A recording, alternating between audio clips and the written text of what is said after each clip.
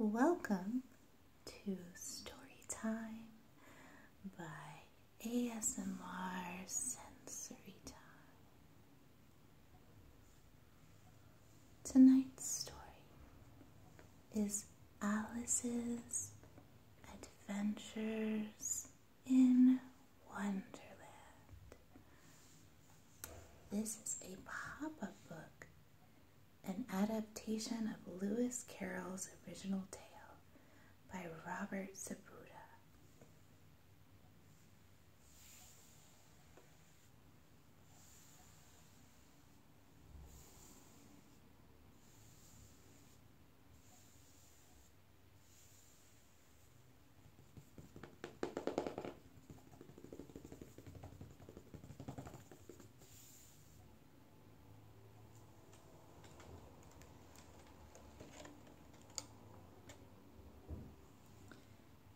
Alice was beginning to get very tired of sitting by her sister on the bank and of having nothing to do. Once or twice she had peeped into the book her sister was reading, but it had no pictures or conversations in it. And what is the use of a book, thought Alice, without pictures or conversations?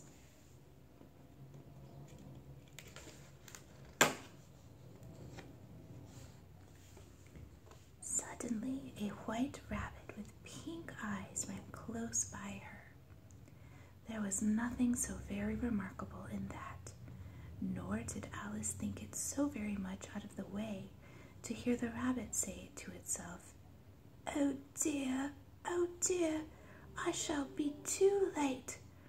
But when the rabbit actually took a watch out of its waistcoat pocket, Alice started to her feet. She ran across the field after it and was just in time to see it pop down a large rabbit hole under the hedge. In another moment, down went Alice after it. The rabbit hole went straight on, like a tunnel, for some way and then dipped suddenly down, so suddenly that Alice found herself falling down what seemed to be a very deep well. Either the well was very deep, or she fell very slowly, for she had plenty of time to look about her. She looked at the sides of the well and noticed that they were filled with cupboards and bookshelves. Here and there she saw maps and pictures hung upon pegs. Down, down, down. Would the fall never come to an end? She felt that she was dozing off and had just begun to dream, when suddenly, thump, thump, down she came upon a heap of sticks and dry leaves. Before her was another long passage, and the white rabbit was still in sight, hurrying down it. She was close behind it when she turned the corner, but the rabbit was no longer to be seen. She found herself in a long, low hall. Suddenly she came upon a little three-legged table. She found a little bottle on it with the words, "Drink me," printed on it. Alice ventured to taste it, and finding it very nice, she very soon finished it off. "What a curious feeling," said Alice. "I must be shutting up like a telescope." And so it was indeed. She was now only 10 inches high. Soon her eye fell on the little glass box that was lying under the table. She opened it and found it in a very small cake, on which the words "Eat me" were marked in currants. So she set to work and very soon finished off the cake. "Curiouser and curiouser," cried Alice. "Now I'm opening up like the largest telescope that ever was."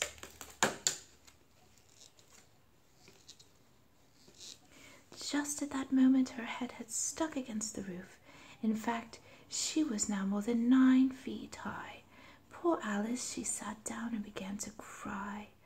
"You ought to be ashamed of yourself," said Alice. "A great girl like you to go on crying like this." But she went on all the same, shedding gallons of tears until there was a large pool all round her. After a time, she heard a little pattering of feet in the distance. It was the white rabbit returning. with a pair of white kid gloves in one hand and a large fan in the other. Alice felt so desperate that she was ready to ask help with anyone, so when the rabbit came near her, she began in a low, timid voice. "If you please, sir."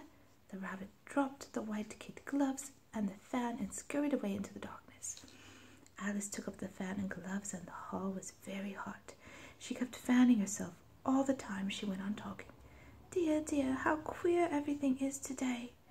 She looked down at her hands and was surprised to see that she had put on one of the rabbit's little white kid gloves while she was talking. "How can I have done this?" she thought.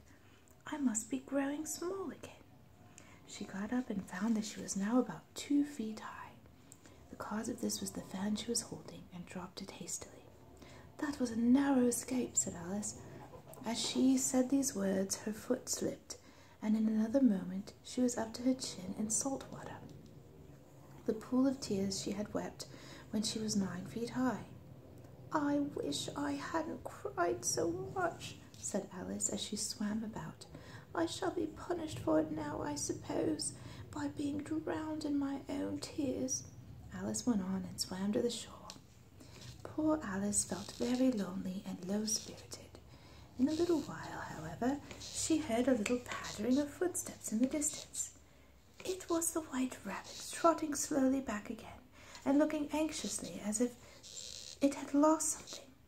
She heard it muttering to itself, the Duchess, she'll get me executed as sure as ferrets are ferrets. Where can I have dropped them?" Alice guessed in a moment that it was looking for the fan and the pair of white kid gloves. They were nowhere to be seen. Soon the rabbit noticed Alice and called out to her, "Run home this moment and fetch me a pair of gloves and a fan." And Alice was so frightened that she ran off in one direction it pointed to.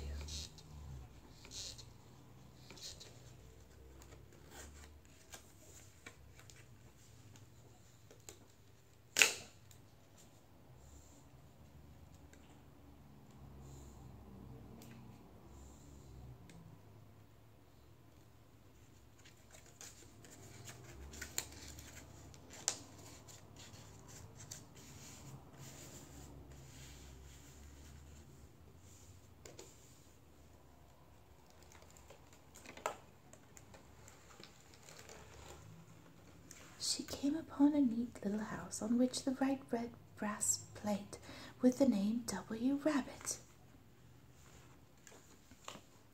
She went in and found her way to a tidy little room with a table in the window, and on it a fan and a tiny white kid gloves. She took up the fan and the gloves and was just going to leave the room when her eye fell upon a little bottle. There was no label this time, but nevertheless she uncorked it and put it to her lips. "I do hope it'll make me grow large again, for I'm quite tired of being such a little thing." It did so indeed. Before she had drunk half the bottle, she found her head pressing against the ceiling. She hastily put down the bottle, saying, "That's quite enough. I hope I shan't grow any more." Alas, it was too late to wish that. She went on growing, and very soon had to kneel down on the floor. She still went on growing, and as a last response, put one arm out the window and one foot up the chimney. After a few moments, she heard a voice outside. "Fetch me my gloves this moment." Presently, the rabbit came up to the door and tried to open it, but as the door opened inward, and Alice's elbow pressed hard against it, that attempt proved a failure. Alice heard the rabbit say to itself, "Then I'll go round and get it at the window." "That you won't," thought Alice, and after she heard the rabbit under the window, she suddenly spread out her hand and made a snatch in the air. She did not get a hold of anything, but she heard a little shriek and a fall, and a crash of broken glass. After a minute or two, Alice heard the rabbit say, "A barrowful will do." "A barrowful of what?" thought Alice. The next moment a shower of little pebbles came rattling in the window. Alice noticed with some surprise that the pebbles were all turning into little cakes, and a bright idea came to her head. She swallowed one of the cakes and was delighted to find that she began shrinking. As soon as was small enough to get through the door, she ran off as hard as she could and soon found herself in a thick wood.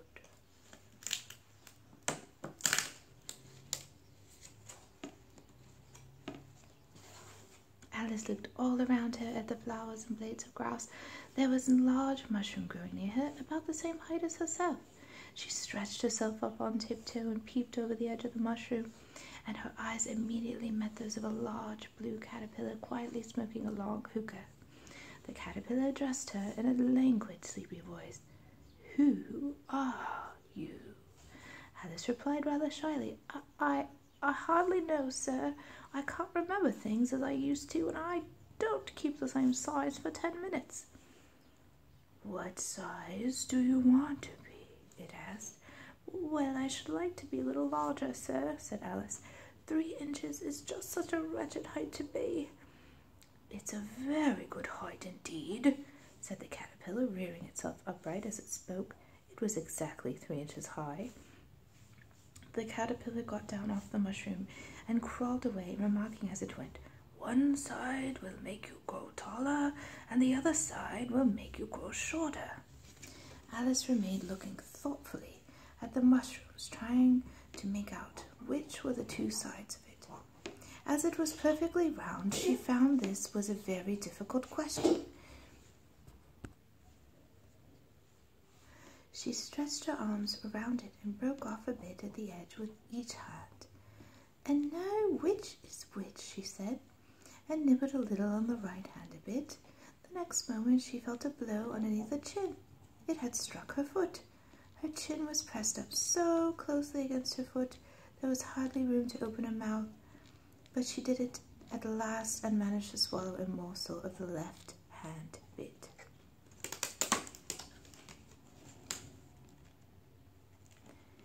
"My head's free at last," said Alice in a tone of delight which changed into alarm.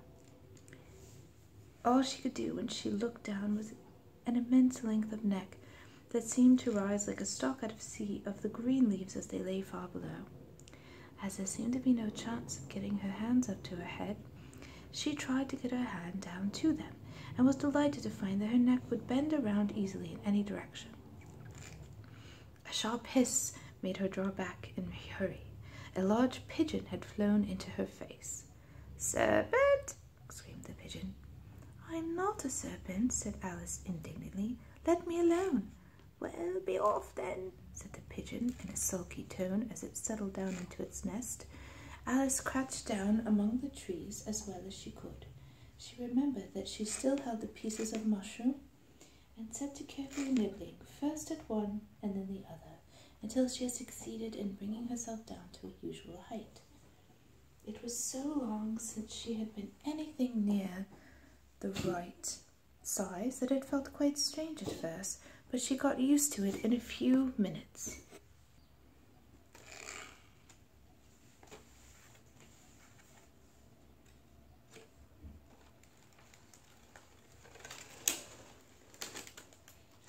She came upon an open place with a little house in it, about 4 feet high. "Whoever lives there," thought Alice, "it'll never do to come upon them this size. Why, I should frighten them out of their wits." So she began nibbling at the right hand bit again until she had brought herself down to 9 inches. Suddenly, a footman came running out of the wood.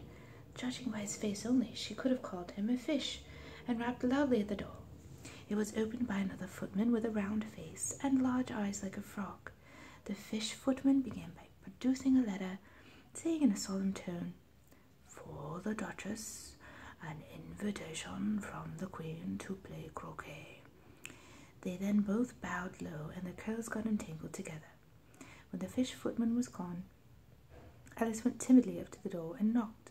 At that moment the door opened, and a large plate came skipping out and broke to pieces against one of the trees. The door led right into a large kitchen, which was full of smoke. The Duchess was sitting on a stool nursing a baby. The cook was leaning over the fire, stirring a large cauldron, which seemed to be full of soup. "There's certainly too much pepper in that soup," said Alice. There was certainly too much of it in the air. Even Duchess sneezed occasionally, and as for the baby, it was sneezing and howling alternately, without a moment's pause. The only two creatures in the kitchen that did not sneeze were the cook and a large cat that was sitting on the hearth, grinning from ear to ear. "Please, would you tell me," said Alice a little timidly, "why your cat grins like that?" "It's a Cheshire cat," said the Duchess. "Big." She said the last word with such sudden violence that Alice jumped, but she saw that it was addressed to the baby. The cook took the cauldron of the soup off the fire, and once set to working, throwing everything within her reach at the Duchess and the baby. "Oh, please mind what you're doing," cried Alice. "Here, you may nurse it a bit if you like," the Duchess said to Alice, flinging the baby at her as she spoke. "I must go and get ready to play croquet with the Queen," and she hurried out of the room.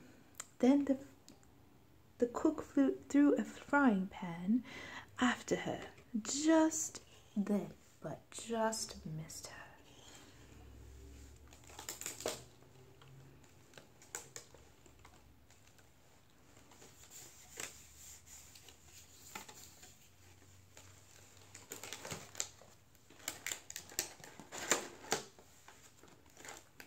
She had not gone much further before she came in the sight of a house of the March Hare. There was a table set out under the tree in the front of the house, and the March Hare and the Hatter were having tea in it. A dormouse was sitting between them, fast asleep. "No room, no room," they cried when they saw Alice coming. "There's plenty of room," said Alice indignantly, and she sat down in a large armchair at the end of the table. The Hatter was the first to break the silence. "What day of the month is it?" he said to Alice. He had taken his watch out of his pocket and was looking at it uneasily and holding it to his ear. Alice considered a little and said, "The 4th."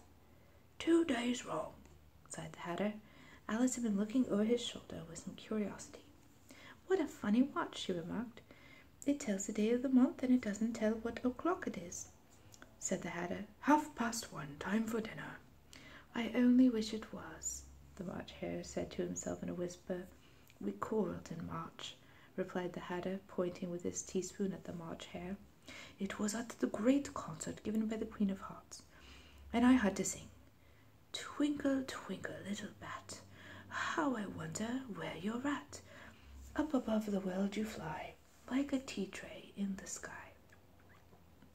"Well, I'd hardly finished the first verse," said the Hatter, when the Queen bawled out, "He's murdering the time! Off with his head!" "How dreadfully savage!" exclaimed Alice. "Suppose we change the subject," the March Hare interrupted. "Really, now you ask me," said Alice. "I don't think—" "Then you shouldn't talk," said the Hatter. This piece of rudeness was more than Alice could bear. She got up in disgust and walked off. Neither of the others took the least notice of her going. The last time they saw them, they were trying to put the dormouse in the teapot. "I'll never go there again," said Alice as she picked her way through the wood. "It's the stupidest tea party I ever was at in all my life." Just as she said that, she noticed that one of the trees had a door leading right into it. "That's very curious," she thought, "but everything's curious today." And in she went.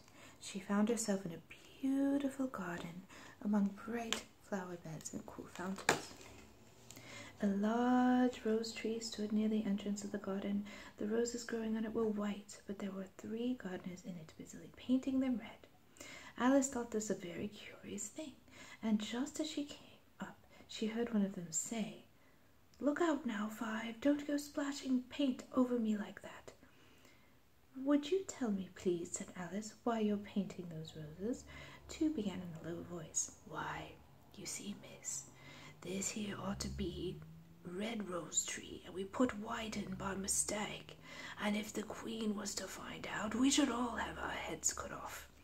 At that moment, the 5 called out, "The Queen! The Queen!" and the 3 gardeners threw themselves flat upon their faces. First came 10 soldiers, all shaped like 3 gardeners. Next, the 10 couriers. After that came the royal children, the little dears jumping merrily along hand in hand. Next came the guests, and among them Alice recognized the White Rabbit. Then followed the Knave of Hearts, and the last of all came the King and Queen of Hearts. The procession came opposite Alice, and the Queen said severely, "Who is this? What is your name, child?" My name is Alice, so please, your majesty. And Alice very politely, but she added to herself, why, they're only a pack of cards. I needn't be afraid of them. And who are these? Said the queen, pointing at the three gardeners who were lying round the rose garden tree. How should I know? Said Alice, surprised at her own courage.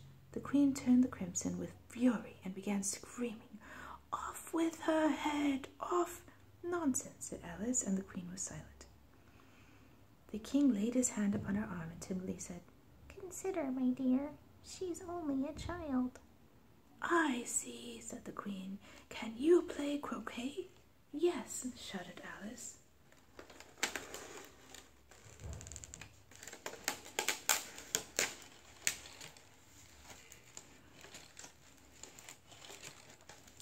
"Come on, then, get to your places," shouted the queen. People began running in all directions, tumbling up against each other. However, they got settled down in a minute, and the game began. Alice thought she had never seen such a curious croquet ground in all her life. The croquet balls were living hedgehogs, and the mallets live flamingos. The soldiers had to double themselves up and stand on their heads and feet to make the arches. Alice was beginning to feel uneasy. She was looking for some way of escape and wondering whether she could get away without being seen when she noticed a curious appearance in the air. She made it out to be a grin and said to herself, "It's the Cheshire Cat. Now I shall have someone to talk to." "How are you getting on?" said the cat as soon as there was a mouth enough for it to speak with.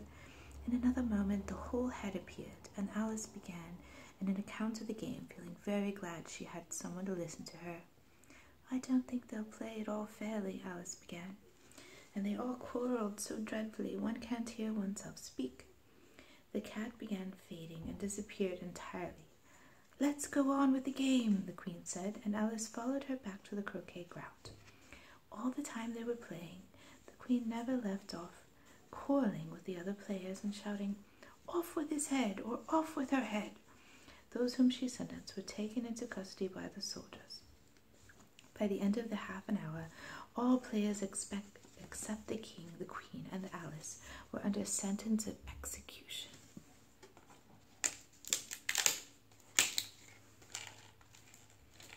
Then the queen, quite out of breath, said to Alice, "Have you seen the mock turtle yet?" "No," said Alice, "I don't even know what a mock turtle is." "It's the thing mock turtle soup is made from," said the queen. "Come on, then, and I shall tell you his history." As they walked off together, Alice heard the king say in a low voice to the company generally, "You are all pardoned."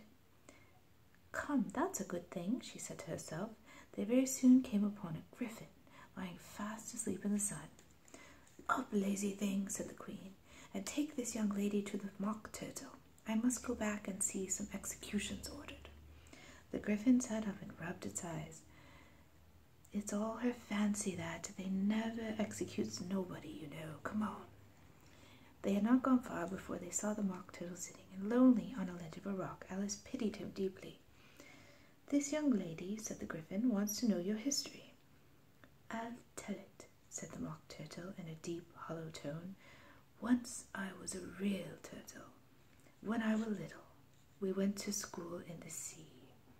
"I've been to a day school too," said Alice. "We learned French and music. How many hours a day did you do the lessons?" 10 hours the first day," said the mock turtle, 9 the next, and so on. "That's the reason they're called lessons," the griffin remarked, "because they lesson from day to day." The mock turtle sighed deeply. He looked at Alice and tried to speak, but for a minute sobs choked his voice. "You may not have lived much under the sea." "I haven't," said Alice. "So you have no idea what a lobster quarrel is?" "No, indeed," said Alice. "What sort of dance is it?" "Would you like to see a little of it?" said the mock turtle. "Very much indeed," said Alice. They began solemnly dancing round and round, every now and then treading on her toes, and then passed too close and waving their forepaws. The mock turtle sighed deeply and began to sing in a voice that sometimes choked with sobs, with a cry of "The trial is beginning" was heard in the distance. "Come on," said the Gryphon, and taking Alice by the hand, it hurried off. "What trial is it?" Alice panted as she ran, but the Gryphon only ran faster.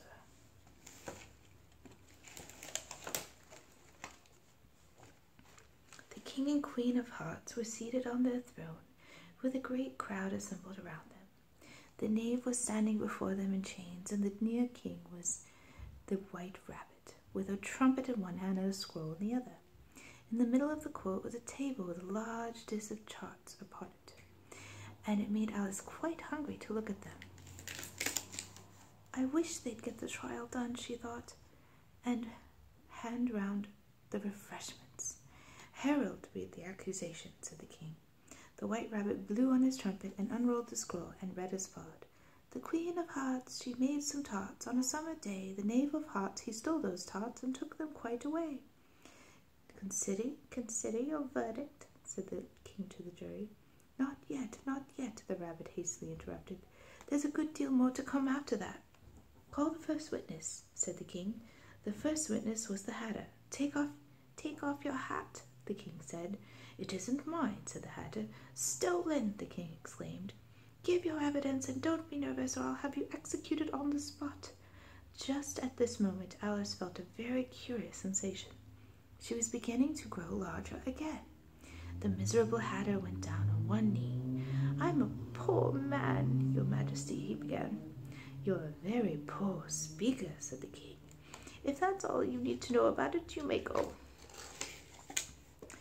"And take his head off outside," the queen added to one of the officers, but the Hatter was out of sight before the officer could get to the door. "Call the next witness," said the king. Alice watched the White Rabbit, feeling very curious to see what the next witness would be like.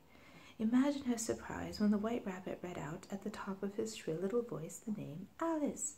"Here!" cried Alice, forgetting how large she had grown in the last few minutes, and she jumped up in such a hurry that she tipped over the jury box, upsetting all the jurymen.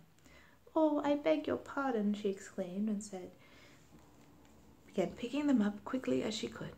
The king called out, "Silence!" and read out from his book. "Rule 42. All persons more than a mile high have to leave the court." Everybody looked at Alice. "I'm not a mile high," said Alice. "You are," said the king. "Nearly 2 miles high," said the queen. "Why, there they are," said the king triumphantly, pointing to the tarts on the table. "Nothing can be clearer than that. Let's just let the jury consider the verdict." No, said the queen. "Sentence first, verdict afterward." "Nonsense," said Alice loudly. "Hold your tongue," said the queen, turning purple. "I won't," said Alice. "Off with her head," the queen shouted. Nobody moved. "Who cares for you?" said Alice. She had grown to her full size by this time. "You're nothing but a pack of cards." At this, the whole pack rose up to the air and came flying down upon her. She gave a little scream and tried to beat them off, and found herself lying with her head in the lap of her sister, who was gently brushing away some leaves that had fluttered down upon her face. "Wake up, Alice, dear," said her sister. "Why, what a long sleep you've had." "Oh, I've had such a curious dream," said Alice, and she told her sister all the strange adventures. When she had finished, her sister kissed her and said, "It was a curious dream, dear, but now it's getting late." So Alice got up and ran off, thinking while she ran what a wonderful dream it had been.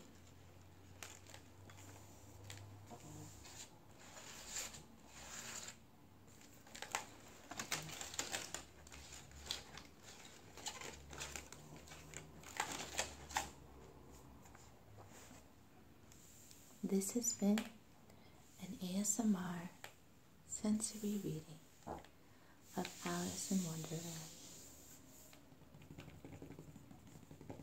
Sweet dreams.